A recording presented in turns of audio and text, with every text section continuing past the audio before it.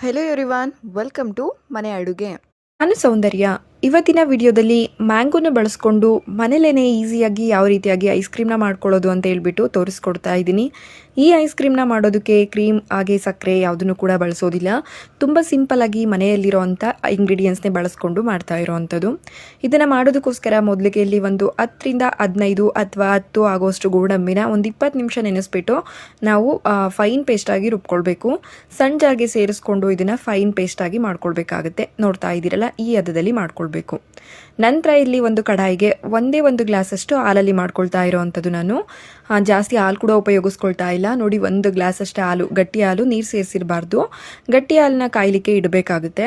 ಇದು ಕೆನೆಗಡ್ತಾ ಇರಬೇಕಾದ್ರೆ ಚೆನ್ನಾಗಿ ಮಿಕ್ಸ್ ಮಾಡ್ಕೊಳ್ತಾ ನಾವು ಆ ಕೆನೆನ ಮಿಕ್ಸ್ ಮಾಡ್ಕೊಳ್ತಾ ಕಾಯಿಸ್ಕೊಳ್ಬೇಕು. ನೋಡ್ತಾ ಇದ್ದೀರಲ್ಲ, ಈ ರೀತಿಯಾಗಿ ಕಾಯ್ತಿರೋ ಅಂಥ ಹಾಲು ನಾವು ತಗೊಂಡಿರೋ ಅಂಥ 1 ಗ್ಲಾಸ್ ಹಾಲಲ್ಲಿ ಒಂದು 0.5% ಕಮ್ಮಿ ಆಗಬೇಕಾಗುತ್ತೆ. ಅಲ್ಲಿವರೆಗೂ ಕೂಡ ಕುದಿಸ್ಕೊಳ್ಬೇಕು. ಈ ಟೈಮಲ್ಲಿ ನಾವು ಇದಕ್ಕೆ ಗೋಡಂಬಿ ಪೇಸ್ಟ್ ಕೂಡ ಹಾಕ್ಕೊಳ್ಬೇಕಾಗುತ್ತೆ. ಗೋಡಂಬಿ ಪೇಸ್ಟ್ ಹಾಕಿದ್ಮೇಲೆ ಚೆನ್ನಾಗಿ ಮಿಕ್ಸ್ ಮಾಡ್ಕೊಳ್ತಾ ಒಂದು 5 ನಿಮಿಷ ಮತ್ತೆ ನಾವು ಕುದಿಸ್ಕೊಳ್ಬೇಕು.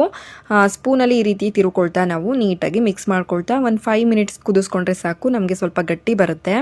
ನೋಡ್ತಾ ಇದ್ರಲ್ಲ, ಈ ರೀತಿಯಾಗಿ ಸ್ವಲ್ಪ ಗಟ್ಟಿ ಬರ್ತಾ ಇದೆ ಅಂದಾಗ ಗ್ಯಾಸ್ ಫ್ಲೇಮ್ನ ಆಫ್ ಮಾಡಿ ಇದು ಕಂಪ್ಲೀಟಾಗಿ ತಣ್ಣಕ್ಕಾಗಲಿಕ್ಕೆ ಬಿಡಬೇಕಾಗುತ್ತೆ. ಅದು ತಣ್ಣಕ್ಕಾಗೋ ಟೈಮಿಂಗ್ಸಲ್ಲಿ ಇಲ್ಲಿ ಮ್ಯಾಂಗೋನ ಕಟ್ ಮಾಡ್ಕೊಳ್ಬೇಕಾಗುತ್ತೆ. ನಾನು 1 ಗ್ಲಾಸ್ ಹಾಲಿಗೆ 2 ಆಗುವಷ್ಟು ಮ್ಯಾಂಗೋನ ತೊಗೊಂಡಿದ್ದೀನಿ. ನೀವು ಜಾಸ್ತಿ ಕೂಡ ತೊಗೊಳ್ಬೋದು. ಟೇಸ್ಟ್ನ ನೋಡಿಬಿಟ್ಟು ಸಿಹಿ ಇರೋವಂಥ ಮ್ಯಾಂಗೋನ ಉಪಯೋಗಿಸ್ಕೊಳ್ಳಿ. ನಂತರ ಈ ಮ್ಯಾಂಗೋನ ಕಟ್ ಮಾಡ್ಕೊಳ್ಬೇಕು. ನೋಡಿ, ಈ ರೀತಿಯಾಗಿ ಕಟ್ ಮಾಡ್ಕೊಂಡಿದ್ದಾದಮೇಲೆ ಪಲ್ಪ್ ಮಾತ್ರ ತೆಕ್ಕೊಳ್ಳೋಣ. ಸಿಪ್ಪೆ ಬೇಡ ನಮಗೆ. ಪಲ್ಪನ್ನು ಮಾತ್ರ ಈ ರೀತಿಯ ಸ್ಪೂನಲ್ಲಿ ನಿಧಾನವಾಗಿ ತೆಕ್ಕೊಳ್ಳಿ. ಜಾಸ್ತಿ ಮಾಡ್ಕೊಳ್ಳೋದಿತ್ತು ಅಂತ ಅಂದರೆ ಹಾಲು ಹಾಗೆ ಮ್ಯಾಂಗೋನ ಇನ್ನೊಂದು ಸ್ವಲ್ಪ ಜಾಸ್ತಿ ಕೂಡ ಸೇರಿಸ್ಕೊಳ್ಬೋದು. ನೋಡಿ, ಈ ರೀತಿಯಾಗಿ ಚೆನ್ನಾಗಿ ಪಲ್ಪನ್ನ 2 ಮ್ಯಾಂಗೋದಲ್ಲೂ ಕೂಡ ತೆಕ್ಕೊಂಡು ಇದನ್ನು ಒಂದು ಮಿಕ್ಸರ್ ಜಾರ್ಗೆ ಸೇರಿಸ್ಕೊಂಡು ಇದನ್ನು ಫೈನ್ ಪೇಸ್ಟಾಗಿ ಇದನ್ನು ಕೂಡ ರುಬ್ಕೊಳ್ಬೇಕು. ನೀರು ಸೇರಿಸಬಾರ್ದು, ಹಾಗೆಯೇ ನಾವು ರುಬ್ಕೊಳ್ಬೇಕಾಗುತ್ತೆ. ನೋಡಿ, ಈ ರೀತಿಯಾಗಿ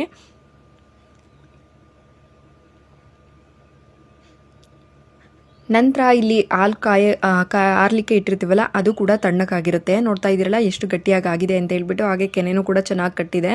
ಇವಾಗ ಇದನ್ನು ಒಂದ್ಸಲ ಮಿಕ್ಸ್ ಮಾಡಿಕೊಂಡು ಕಂಪ್ಲೀಟಾಗಿ ಕೂಲ್ ಆಗಿದೆಯಾ ಅಂತ ಚೆಕ್ ಮಾಡ್ಕೊಳ್ಬೇಕು. ಬಿಸಿ ಇರಬಾರ್ದು.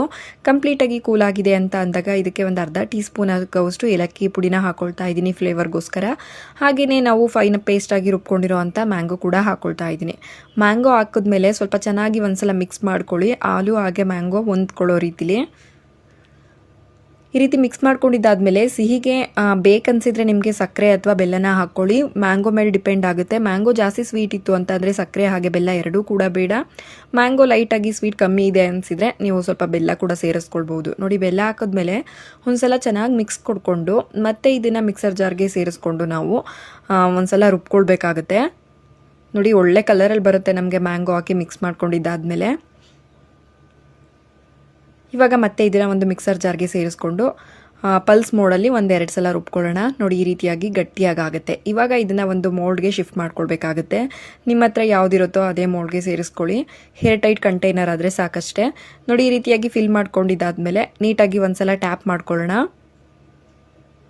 ತುಂಬ ರುಚಿಯಾಗಿ ಬರುತ್ತೆ. ಈ ರೀತಿಯ ಮನೇಲೇ ಹೋಮ್ ಮೇಡ್ ಐಸ್ ಕ್ರೀಮ್ನ ಮಾಡಿಕೊಡಿ. ಮಕ್ಕಳಿಗೂ ಕೂಡ ಖುಷಿಯಾಗುತ್ತೆ, ಹಾಗೆ ತಿನ್ನೋದಕ್ಕೂ ಕೂಡ ತುಂಬ ಚೆನ್ನಾಗಿರುತ್ತೆ. ನೋಡಿ, ಈ ರೀತಿಯಾಗಿ ಒಂದ್ಸಲ ಟ್ಯಾಪ್ ಮಾಡ್ಕೊಂಡಿದ್ದಾದಮೇಲೆ ಮೇಲ್ಗಡೆ ಸ್ವಲ್ಪ ಡ್ರೈ ಫ್ರೂಟ್ಸ್ನ ಸೇರಿಸ್ಕೊಳ್ತಾ ಇದ್ದೀನಿ. ಇದು ಆಪ್ಷನಲ್ ಆಗಿರುತ್ತೆ. ಇದ್ದರೆ ಹಾಕೊಳ್ಳಿ, ಇಲ್ಲ ಅಂದರೆ ಹಾಗೆ ಕೂಡ ಮಾಡ್ಬೋದು. ನೆಕ್ಸ್ಟು ಇದನ್ನು ಕ್ಲೋಸ್ ಮಾಡಿ ಇಟ್ಕೊಳ್ಬೇಕು. ಸಿಲ್ವರ್ ಫಾಯಿಲ್ ಪೇಪರ್ ಇತ್ತಂತಂದರೆ ಅದರಲ್ಲಿ ಕ್ಲೋಸ್ ಮಾಡ್ಕೊಳ್ಳಿ. ಅಥವಾ ಇಲ್ಲ ಅಂತ ಅಂದರೆ ನೀವು ಕವರ್ ಅಥವಾ ಹಾಲನ್ನ ಬಳಸಿರೋವಂಥ ಪಾಕೆಟೇ ಇರುತ್ತಲ್ಲ, ಅದನ್ನಾದರೂ ಹಾಕ್ಕೊಳ್ಬೋದು. ಆದರೆ ಹಾಗೆ ಡೈರೆಕ್ಟಾಗಿ ಇಟ್ಕೊಳ್ಬೇಡಿ. ಐಸ್ ಕ್ರಿಸ್ಟಲ್ ಫಾರ್ಮ್ ಆಗಿಬಿಡುತ್ತೆ ಐಸ್ ಕ್ರೀಮ್ ಮೇಲೆ. ತಿನ್ನೋದಕ್ಕೆ ಅಷ್ಟು ಚೆನ್ನಾಗೋದಿಲ್ಲ. ಹಾಗಾಗಿ ಕವರ್ ಅಥವಾ ಈ ಥರ ಸಿಲ್ವರ್ ಫಾಯಿಲ್ ಪೇಪರ್ ಇತ್ತು ಅಂತ ಅಂದರೆ ಅದರಲ್ಲಿ ಕ್ಲೋಸ್ ಮಾಡಿಬಿಟ್ಟು ನೆಕ್ಸ್ಟು ಆ ಬಾಕ್ಸ್ನ ಕ್ಯಾಪ್ ಹಾಕಿ ಕ್ಲೋಸ್ ಆಗಿ ಇಟ್ಕೊಳ್ಬೇಕು. ನಾವು ಈ ರೀತಿಯಾಗಿ ಟೈಟಾಗಿ ಕ್ಲೋಸ್ ಮಾಡಿ ಇಟ್ಕೊಂಡ್ರೆ ನಮಗೆ ಐಸ್ ಕ್ರೀಮ್ ತುಂಬಾ ಪರ್ಫೆಕ್ಟಾಗಿ ಬರುತ್ತೆ. ಇದನ್ನು ಇವಾಗ ನಾವು ಫ್ರೀಸರಲ್ಲಿ ಒಂದು 5 to 6 ಅವರ್ ಇಟ್ಕೊಳ್ಬೇಕಾಗುತ್ತೆ. ನೋಡ್ತಾ ಇರ್ಬೋದು ನೀವು, ಒಂದು 5 to 6 ಅವರ್ ಆದಮೇಲೆ ನಾನು ನಿಮಗೆ ಓಪನ್ ಮಾಡಿ ತೋರಿಸ್ತಾ ಇದ್ದೀನಿ. ಸಿಂಪಲಾಗಿ ಮಾಡ್ಕೊಳ್ಳೋ ಅಂಥ ಐಸ್ ಕ್ರೀಮು, ಹಾಗೆ ಕಡಿಮೆ ಇಂಗ್ರೀಡಿಯೆಂಟ್ಸ್ನ ಯೂಸ್ ಮಾಡಿ ಮನೇಲಿರುವಂಥ ಕೆಲವೊಂದು ಇಂಗ್ರೀಡಿಯೆಂಟ್ಸ್ನ ಬಳಸ್ಕೊಂಡು ಮ್ಯಾಂಗೋ ಐಸ್ ಕ್ರೀಮ್ನ ಯಾವ ರೀತಿಯಾಗಿ ಮಾಡೋದು ಅಂತ ಹೇಳ್ಬಿಟ್ಟು ಇವತ್ತಿನ ವಿಡಿಯೋದಲ್ಲಿ ತೋರಿಸಿದ್ದೀನಿ. ಸೀಸನ್ ಮುಗಿಯೋ ಅಷ್ಟರಲ್ಲಿ ನೀವು ಕೂಡ ಒಂದ್ಸಲ ಟ್ರೈ ಮಾಡಿ. ಹಾಗೆ ಹೇಗೆ ಬಂತು ಅಂತ ಹೇಳ್ಬಿಟ್ಟು ಕಮೆಂಟ್ ಸೆಕ್ಷನಲ್ಲಿ ಕಮೆಂಟ್ ಮಾಡಿ ತಿಳಿಸಿ. ಈ ರೆಸಿಪಿ ನಿಮ್ಗೆ ಏನಾದರೂ ಇಷ್ಟ ಆಯಿತು ಅಂತ ಅಂದರೆ ಲೈಕ್, ಶೇರ್, ಕಮೆಂಟ್ ಮಾಡೋದನ್ನ ಮರಿಬೇಡಿ. Thank you for watching.